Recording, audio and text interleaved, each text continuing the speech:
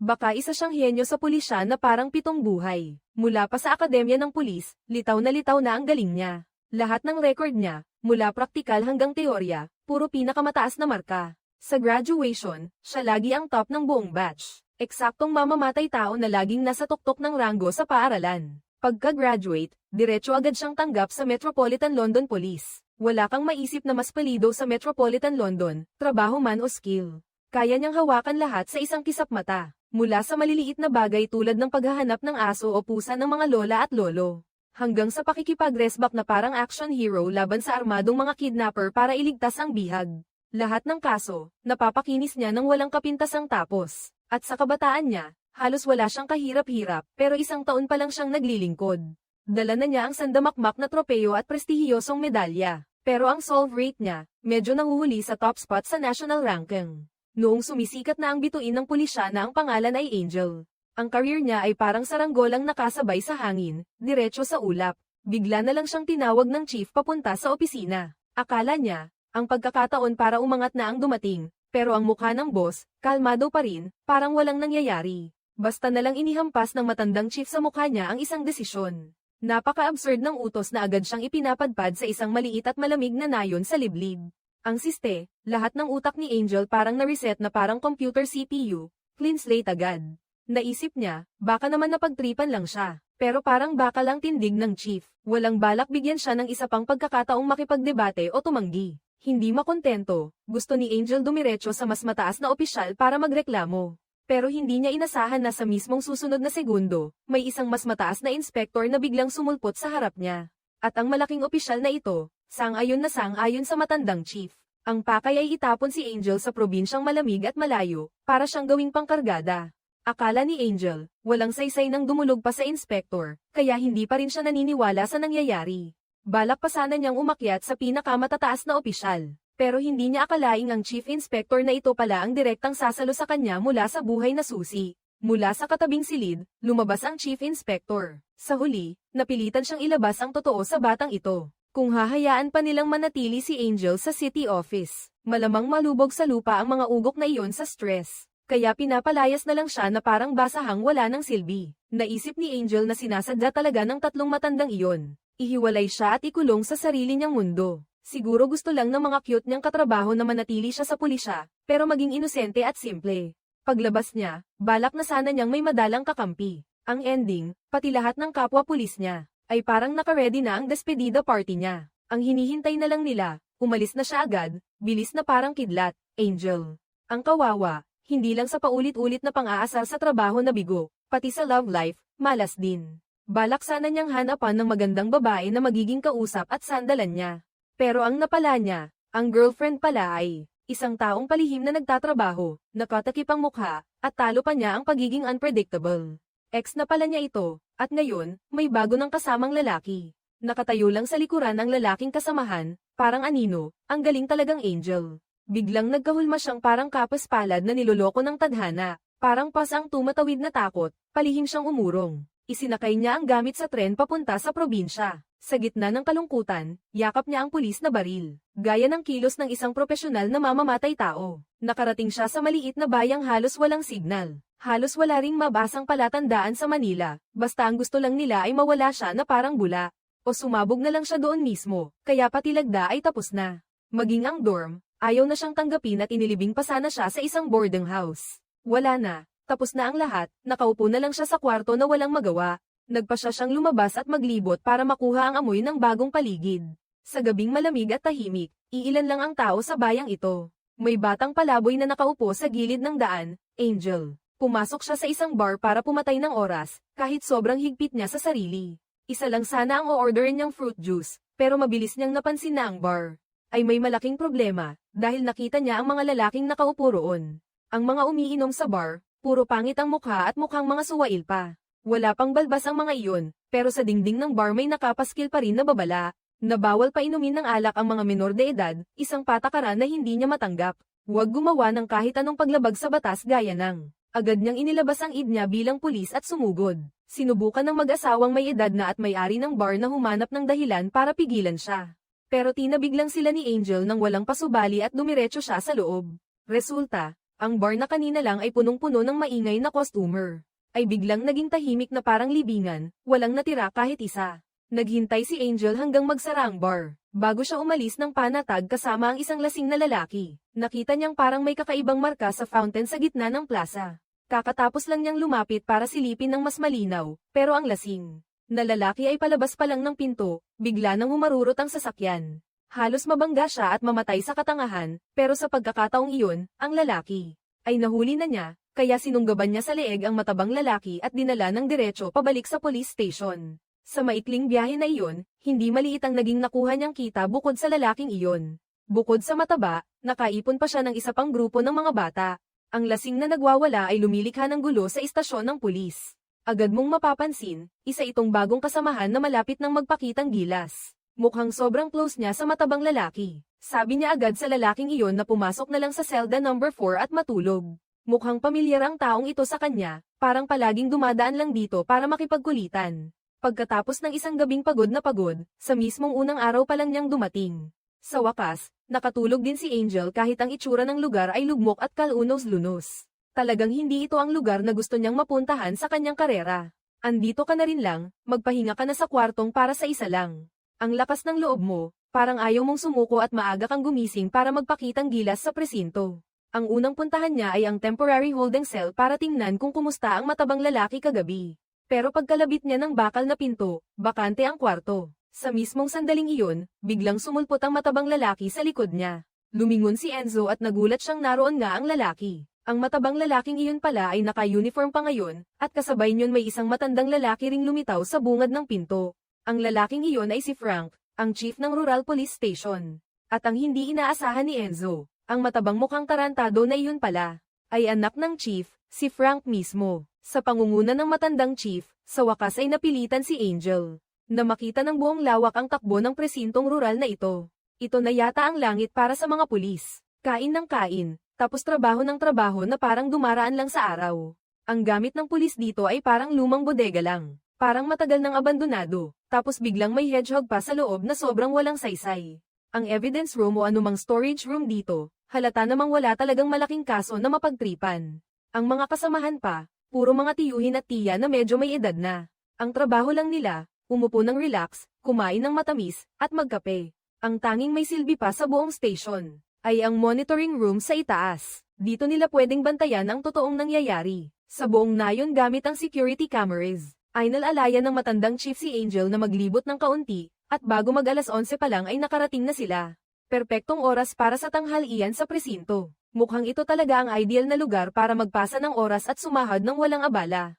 Opisyal nang nagsimula ang buhay ng police genius na si Angel. Ang sunod-sunod na araw ng trabaho ng isang pulis sa probinsya. At ang kasama niya, sino pa ba kundi ang matabang si Danny. Sobra talagang low class ang trabaho ng isang pulis sa nayon. Araw-araw, kung hindi lang nakaupo si Angel, sa mga nakakaumay na meeting ng mga matatandang tsismoso sa baryo, naglilibot lang siya para magturo ng basic safety sa mga bata sa school. Kahirap-hirap pa siyang makatanggap ng tawag tungkol sa isang kaso, o kaya huhuli lang ng naligaw na gansa na galing sa kulungan. Nagpambuno sila ng matabang lalaki ng kalahating araw pero hindi pa rin mahuli ang gansang iyon. Sobrang inis si Angel, gusto niyang gumawa ng mga totoong trabaho, na parang totoong crime busting, pero anong kaso naman ang meron sa bayang ito?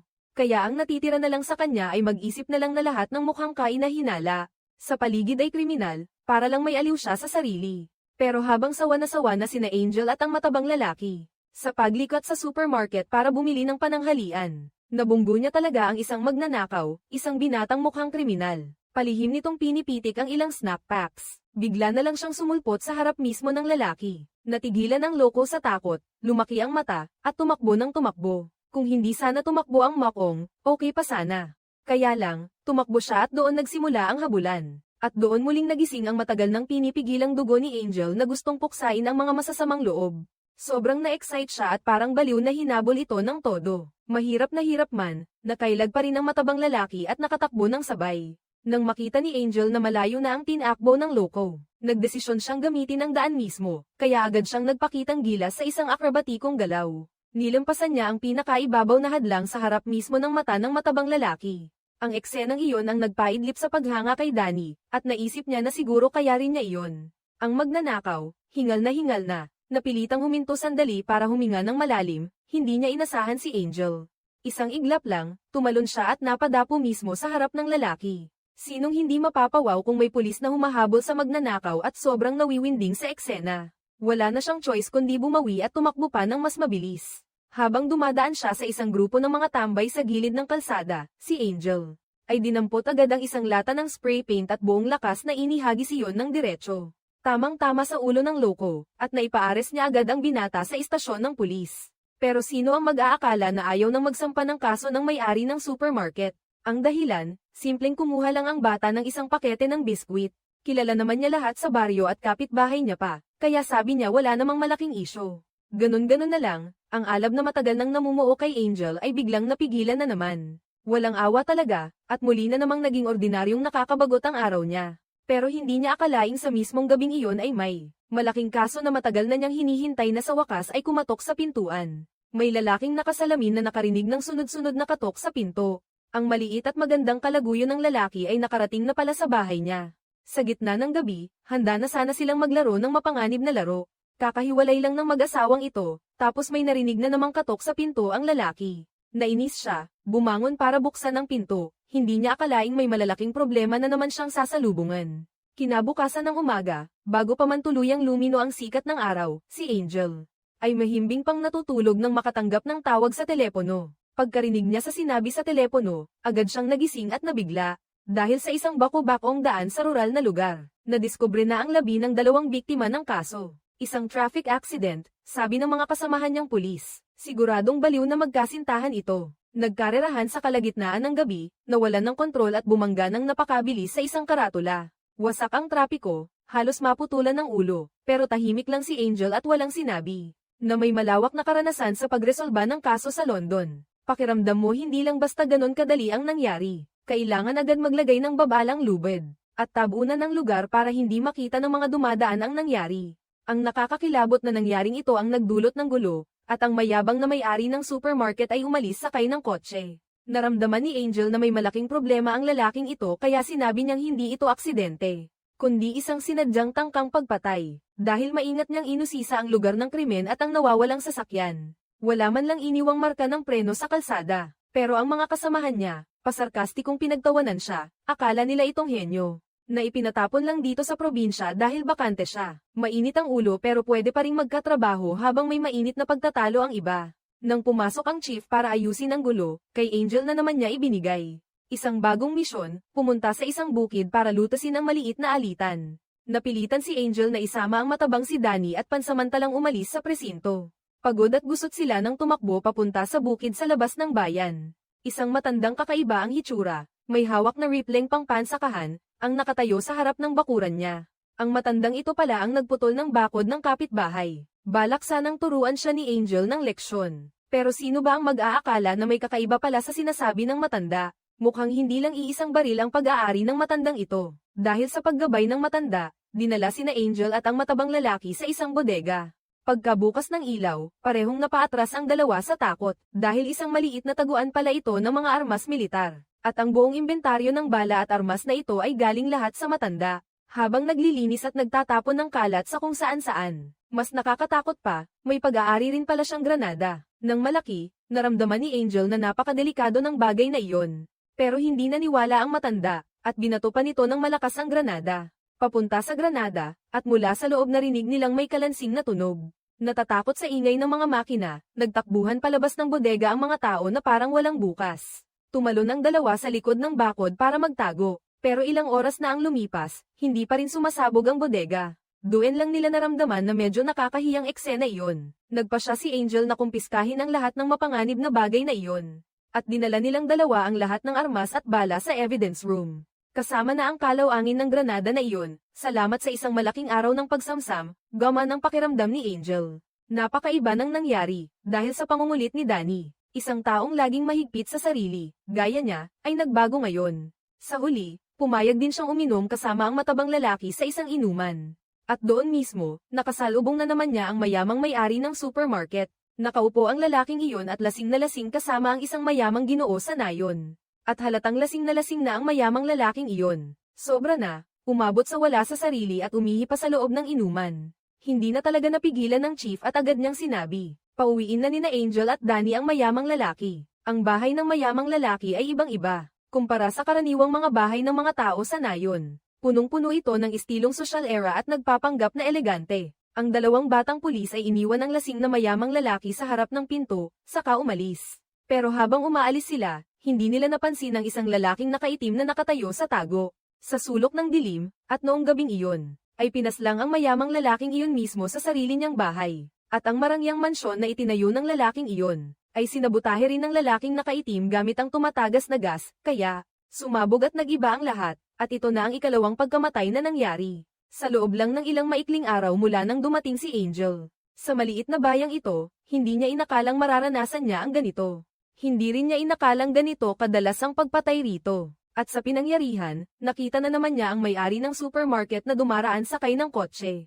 Nakangiti itong parang may ibig sabihin sa kanya. Naramdaman ni Angel na hindi simpleng tagas lang ng gas ang nangyari. Pero nang tingnan niya ang video ng CCTV sa harap ng bahay ng mayamang lalaki, wala siyang nakitang kahit sinong kaina-hinalang tao. Patuloy na kinantsawan at tinukso siya ng lahat. Napansin nilang halos mawalan na ng kontrol ang emosyon ni Angel. Matalinong umeksena ang chief at sumingit sa tamang oras. Inimbita siyang sumali sa aktibidad sa simbahan tuwing weekend. Ito ang pinakamaingay na pagdiriwang sa buong nayon. Nakaupo si Angel sa mahabang bangko, naiinip, at nakita na naman niya ang may-ari ng supermarket, na parang palihim na nakamasid sa reporter na paikot-ikot sa pag-i-interview. At habang nakikipagkulitan si Angel kay Danny, biglang nilapitan yun si Angel na may napaka-sinister na itsura. Bulong niya na may nahanap na raw siyang ilang palatandaan na may kinalaman sa pagkamatay ng mayamang lalaki. Magkita tayo sa eksaktong 3:00 ng hapon sa sementeryo, sa likod ng mga palumpong para mas maayos tayong mag-usap. Matapos sabihin niyon ay mabilis siyang umalis, at gusto na sana siyang sundan ni Angel. Pero bigla siyang tinawag ng host sa entablado. Hinihiling na umakyat ang bagong dating na pulis. Sa pagpapatama ng premyo para sa mga taga-baryo, wala nang nagawa si Angel kundi piliting ngumiti at umakyat sa entablado. Pero napansin niyang papalapit na ang 3:00. Habang si reporter naman ay sabik ding naghihintay sa kanya. Habang patuloy na lumilipas ang oras at papalapit na ang oras ng usapan, mabagal pa ring ibinubunot ng matandang namamahala ang programa. Pero kalmado lang siya, dahan-dahan pang hinahalo ang bunutan sa kahon. Hindi na talaga makapaghintay si Angel nang tumunog ang kampana ng 3:00. Bigla siyang tumalon mula sa entablado ng parangal. Diretso siyang tumakbo pabalik sa likod ng simbahan. Pero kaka-rating niya lang ay napilitan na siyang masaksihan ng isang nakakasindak na trahedya sa harap mismo ng isang reporter. Mula sa tuktok ng matulis na tore ng simbahan, nahulog ng pasakmal ang isang bagay. Tumagos ito sa katawan ng taong namatay sa mismong lugar, sa loob lang ng ilang araw. Sa isang sulyap lang, 4 na ang namatay, sigurado si Angel. Nasiguradong magkakaugnay ang lahat ng mga kasong ito. Pero ang mga tao sa himpilan, pilit pa ring sinasabi na nababaliw lang siya. Dahil para sa kanila, malas lang ang mga iyon. Napakamalas lang, aksidenteng namatay. Para patunayan na tama ang hinala niya, si Angel. Nagsimulang siya na mismo ang maghalongkat ng mga ebidensya. Itinapon niya ang lahat ng diaryong pinagpaskilan ng report ng mamamahayag. Sana may makita siyang kahit kaunting bakas. May naiwan kayang bakas sa sapatos, naalala niya bigla ang araw ng perya. Ang reporter na iyon ay dati nang nakapanayam ang may-ari ng tindahan ng bulaklak, kaya dali-dali siyang nagmaneho na parang lumilipad. Pumunta siya sa tindahan ng bulaklak para magtanong kay Ginang tungkol sa nangyari. Pagkapagtanong pa lang niya, alam na agad niya na may masama. Plano palang ibenta ng may-ari ng tindahan ng bulaklak ang buong tindahan at lupa. Sa matandang may-ari ng supermarket iyon mapupunta, pero bigla namang namatay ang reporter. Naramdaman ni Angel na may kakaiba, kaya bumalik siya agad sa sasakyan para kunin ang maliit niyang kwaderno at magsulat.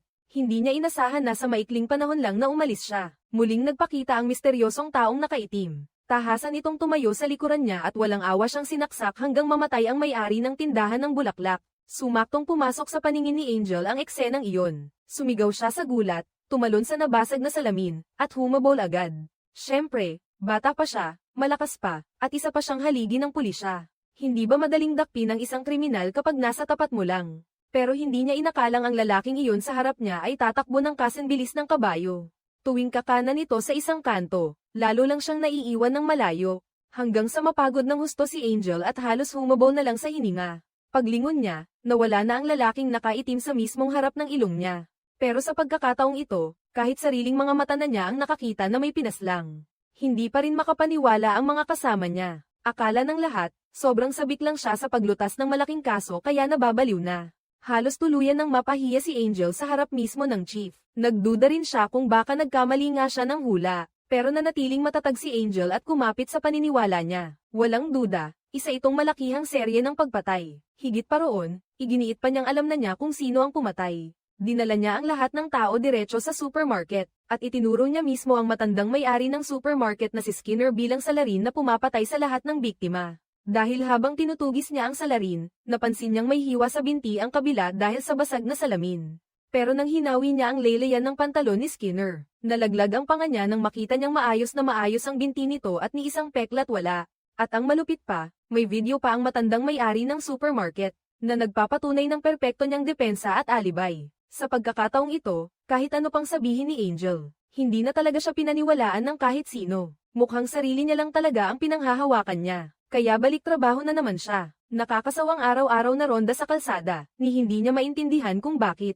Bakit nga ba pwedeng mali ang hula niya? Habang malalim ang iniisip niya, kasabay pa rin niya si Danny, ang matabang lalaki. Pumunta si Danny sa tindahan para bumili ng ice cream na may lasa ng licorice. Talagang malas, hindi pa rin mahuli ang mga mamamatay tao na iyon. Sa totoo lang, iisa lang ang mamamatay tao. Parang kidlat ang naging palitan ng salita ni na Danny na mataba at ng may-ari ng tindahan.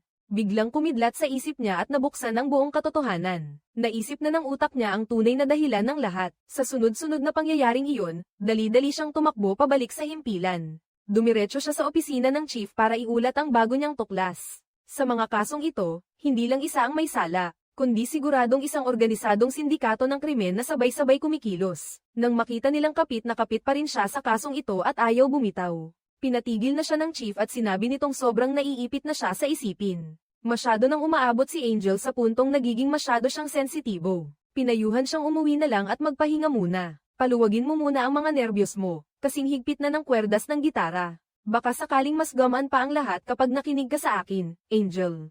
Laging kumpiyansa sa sarili, bigla siyang nakaramdam ng pag-aalangan at kaba. Parang binuhusan siya ng malamig na tubig sa ulo at biglang namatay ang apoy ng sigla niya. Mabigat ang loob niyang naglakad pa uwi sa tuluyan. Bubuksan na sana niya ang pinto ng kwarto para matulog ng mahimbing. Nakita niyang nandun na naman ang lalaking nakaitim. Diretso itong nagpakita mismo sa loob ng kwarto niya. Matapos ang matinding bakbakan na parang laban sa buhay at kamatayan, naitamba nila ang isa't isa. Buong lakas na inalis ni Angel ang maskara ng kalaban. At doon niya nadiskubre na ang taong iyon pala ay ang malaking bodyguard.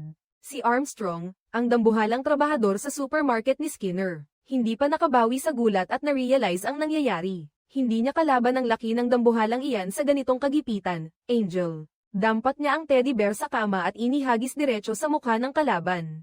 Sino ba namang mag-aakala, ha? Mukhang mabagsik at nakamamatay ang bodyguard na iyon, parang kidlat. Pagdapo pa lang ng teddy bear, agad siyang napatulala at nawalan ng ulirat. Bigla siyang naging isang maamong bata, Angel. Kakabagsak lang niya sa dambuhala, narinig na ang radio sa dibdib nito na sumigaw. Para hindi siya makuryente, sinadya niyang gayahin ang ungol at boses nito. Yung malambot na boses ni Armstrong ang sumagot sa radyo. Inutusan siya ng kabila matapos nilang subukang patayin si Angel. Pagkatapos, diretso silang magkikita sa Napabayan at Lumang Manor. Bago pa makalabas si Angel, biglang sumulpot sa harap niya ang matabang si Danny, hingal na hingal. Sinabi niyang tumawag agad si Danny at ipaalam sa chief. Siya naman, mag-isa at sugatan, kumari papapunta sa Manor. Pagpasok pa lang niya sa gitna ng manor, napansin niyang may grupong nakaitim doon.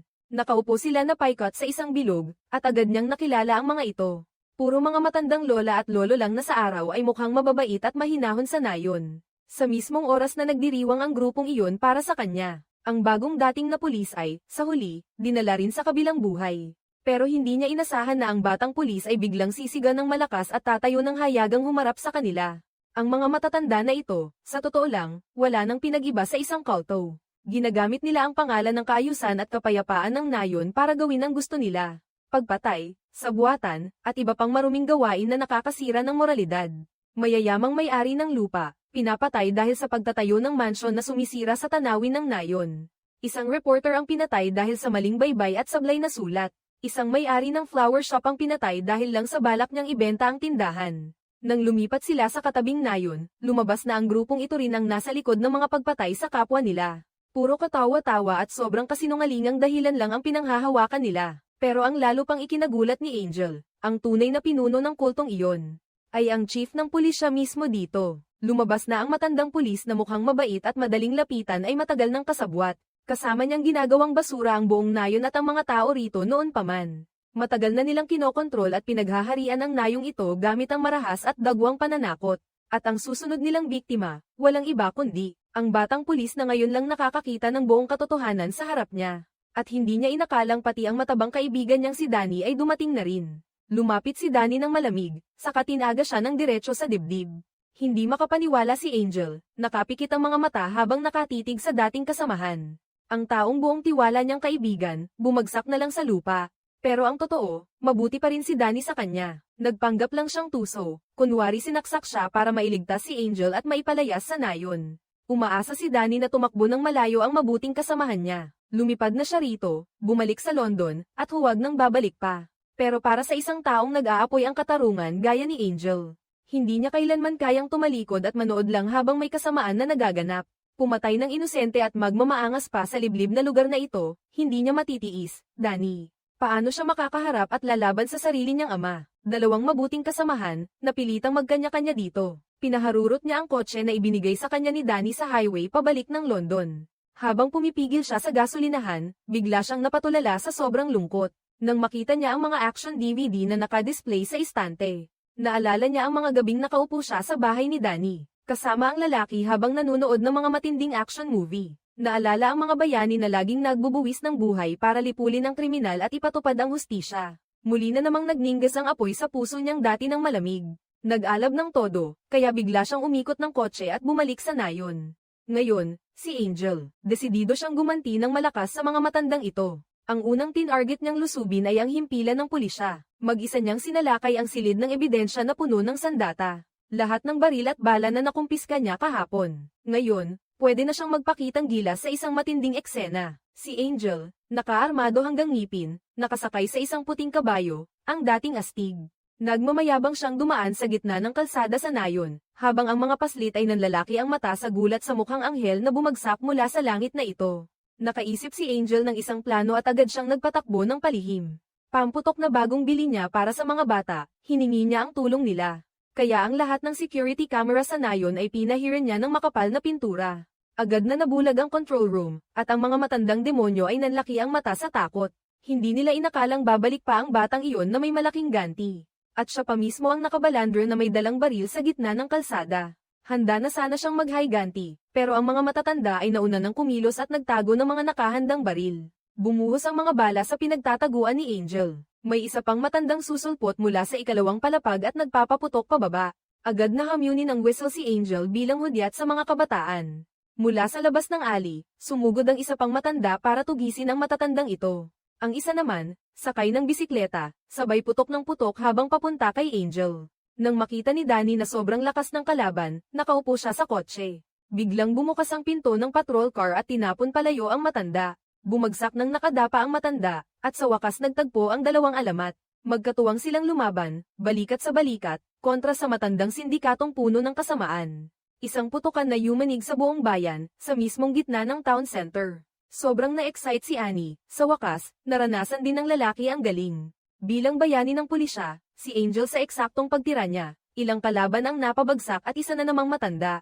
Ang isa pa ay may dalang submachine gun na megapixel 4 at walang habas na pinaputukan sila. Ang isa pang matanda ay may hawak na malaking itak, sumugod para tumaga, at may isa pang doktor na may baril na tuwirang nakatutok sa kanila. Sigaw ng doktor kay Danny na ibaba ang baril na hawak niya. At ang matabang si Danny, sa sobrang bait, ewan kung paano niya panataman ng ligaw na bala. Tinamaan pa ang daliri sa paa ng doktor, ngayon lang nagiging maganda. Ngayon, wala na siyang magagawa kundi gamutin na lang ang sarili niya. Dalawang pulis, tuloy ang pasok nila ng direkta sa pub. Sa pagkakataong ito, sa wakas may tsansa na rin si Danny na matuto mula sa mga bida sa pelikula. Kakatakot, kakaputok lang ng baril, ang astig pa. Katatapos lang nilang asikasuhin ang may-ari ng pub, tapos si Chief. Dinala ni Frank ang isang buong grupo ng mga kapwa-pulis. Hanggang sa puntong ito na, ginagamit pa rin niya ang mga salita para akitin at pasiglahin ang lahat na arestuhin siya. Angel, pero nang makita mong ang buong nayon ay nilamon na ng gulo hanggang sa ganito. Dagdag pa, nailantad na rin ni na Angel at Danny ang matagal nang itinatagong madilim na palabas. Biglang natauhan ang mga bagong kasamahan na para bang gising mula sa mahabang panaginip. Sabay-sabay silang nagbaligtad ng side at kumampi kay Angel. Napatingin si Chief sa eksenang iyon, talagang magkakahiwalay at malamig ang dating nila. Sa sobrang taas ng galit, nabaliw ang lalaki, binaril ang tali ng nakasabit na ilaw, saka tumalikod at tumakbong parang kakatakot. Pero walang oras si Angel para habulin siya dahil may kalaban pa silang natitira. Ang importante pa, hindi pa tuluyang nalalansag, kaya agad na tumungo si Angel sa supermarket. Muli na namang humarap sa dambuhalang gwardiyang si Armstrong. Sa pagkakataong ito, wala ka ng kahit anong laruan na maaasahan. Wala nang dasal-dasal pa, kamao na lang ang usapan. Matapos ang matinding pagpupukpukan, kahit hindi kasing laki ng kalaban, dahil sa tibay niya. Ang talino at katatagan ni Enzo, pasado sa sukdulen. Mahigpit niyang kinabig ang leeg ng dambuhalang lalaki, desididong hindi bibitaw kahit mamatay. Ang resulta, nadulas ang dambuhalang lalaki, nawalan ng balanse at bumagsak. Napatid ang leeg, at natigmak sa freezer. Pati ang mga natitirang kasamahan, hindi rin nakapalag. Doon mismo sa area ng istante, sumiklab ang matinding barilan. Kasama ang ulupong na hayop na matagal nang hindi matamaan ang target.